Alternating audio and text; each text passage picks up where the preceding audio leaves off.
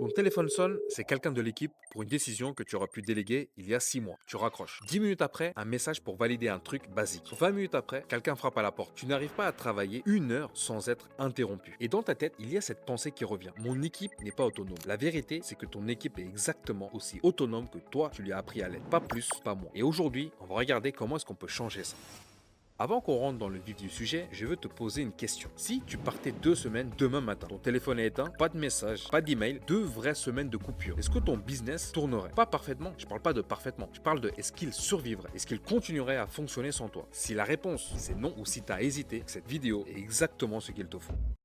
Fais ce test maintenant. Mentalement, prends une feuille imaginaire et dessine un cercle au centre. Ce cercle-là, c'est toi. Maintenant, trace une ligne de ce cercle qui va vers chaque personne qui te contacte directement pour des décisions dans ta boîte. Si tu as plus de 5 lignes qui partent de toi, tu as un organigramme en soleil. Tu es le soleil et tout tourne autour de toi. Le problème de ce schéma, il est simple. Quand tout passe par toi, tout se bloque quand toi tu t'arrêtes. Quand toi tu es en réunion, tout t'attend. Quand tu es en déplacement, tout est en pause. Et quand tu as une grosse journée, ton équipe tourne au ralenti parce qu'elle ne peut pas avancer sans ta validation. Et j'ai vu ça de près quand j'étais dans le bâtiment. Un chef de chantier avec 30 personnes à gérer et chaque chef d'équipe qui l'appelait directement pour la moindre décision. L'heure du coulage de la dalle, un retard de livraison, une question du fournisseur de passage. Je lui avais demandé un jour combien d'appels il recevait en moyenne dans la journée. Il a réfléchi quelques instants et il m'a dit entre 30 et 40 je crois. Et à ce moment-là, je lui ai dit combien aurait pu être résolu sans toi. Il a réfléchi un instant et il m'a dit la majorité, presque tout. 30 à 40 appels par jour dont la majorité n'avait pas besoin de lui. C'est 4 heures minimum perdues chaque jour à répondre à des questions qui avaient déjà une réponse. Elle n'était pas juste écrite, pas partagée, ni accessible sans lui. 4 heures par jour, 20 heures par semaine de perdu. La vérité, c'est que tu n'as pas une équipe qui manque d'autonomie. Tu as juste une organisation qui n'a jamais eu les outils pour être autonome. Et c'est une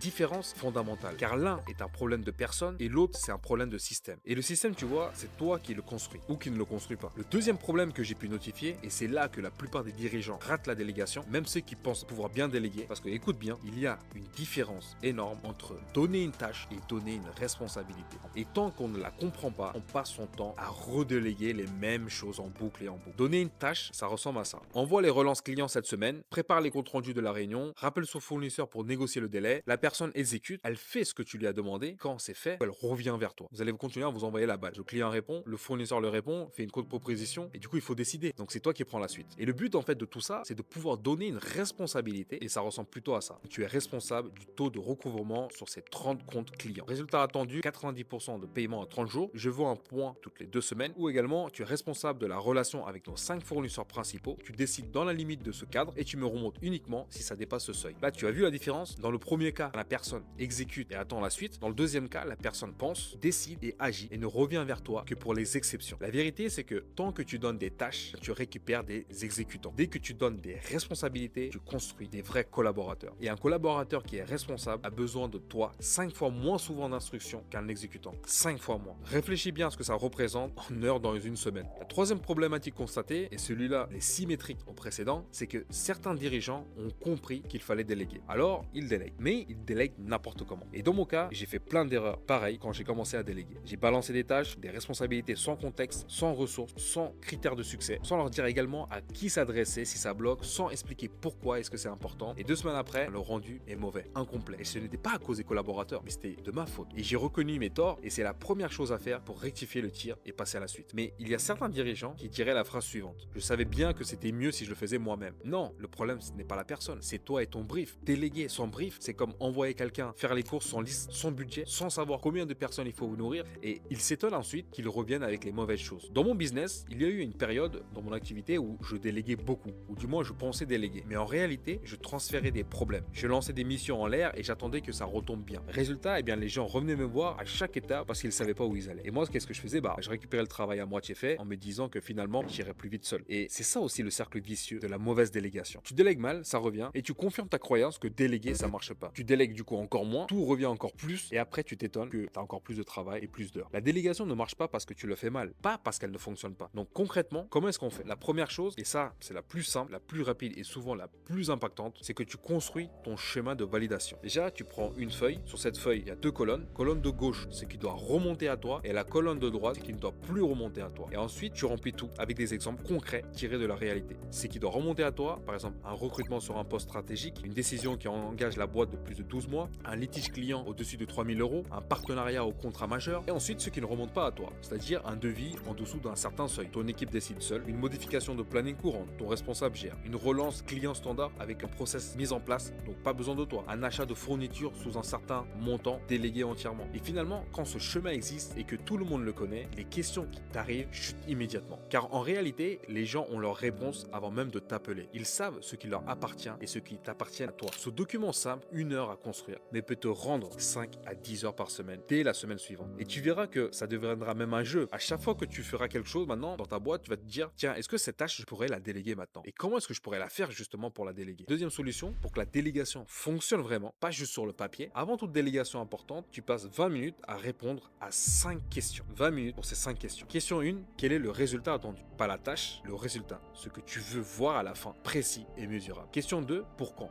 Une date, pas dès que possible, mais une date réelle. Question 3, quelles ressources sont disponibles? Que ce soit budget, des outils, une information nécessaire, tout ce dont la personne a besoin pour ne pas être bloqué inutilement. Question 4, qui peut aider si ça bloque? Pas toi en premier recours, mais une personne dans l'équipe, un partenaire externe, une ressource documentée. Toi, tu es le dernier recours, pas le premier. En ce moment, moi, ma phrase, c'est avant de venir me voir, c'est demander à ChatGPT, et si tu ne comprends pas, demande à Claude avant de venir me voir. Et maintenant, la 5e question, comment on mesure le succès? Quel est le critère qui dit, c'est bon, pas une impression, mais un indicateur clair. Ces 5 questions, 20 minutes au départ, te font gagner 3 heures de correction derrière. Chaque fois, sans exception, le brief parfait, c'est celui qui permet à la personne de travailler sans revenir te voir jusqu'au moindre problème. La 3e chose, et celle-là, c'est celle qui change le jeu sur le long terme. Arrête de donner des tâches, commence à donner des résultats à atteindre. La semaine prochaine, identifie 3 tâches récurrentes que tu délègues en ce moment et reformule chacune en responsabilité. Au lieu de faire le suivi des paiements en retard cette semaine, tu dis tu es responsable du taux de paiement de 30 jours sur notre portefeuille client. L'objectif maintenant, c'est 85%. Tu me fais un point vendredi avec les actions que tu as prises et le résultat. Avant, tu disais peut-être appelle le fournisseur pour le délai de livraison. Maintenant, c'est tu gères la relation avec ce fournisseur. Tu as l'autorité pour négocier les délais dans cette fourchette. Au-delà, tu me consultes. La différence, tu l'entends. Dans le premier cas, la personne exécute une action. Deuxième cas, la personne possède un résultat. Et quelqu'un qui possède un résultat réfléchit, anticipe, il prend des